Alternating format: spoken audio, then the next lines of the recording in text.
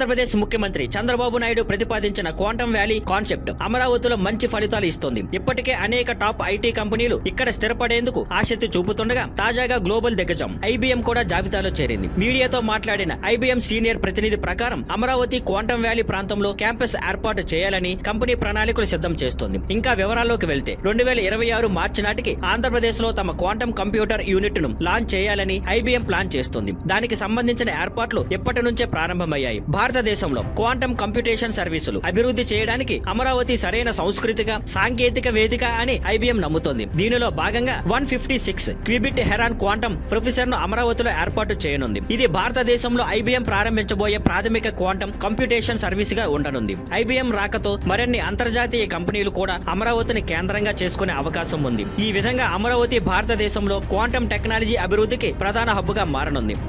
Thank you for watching. Please like, share and subscribe.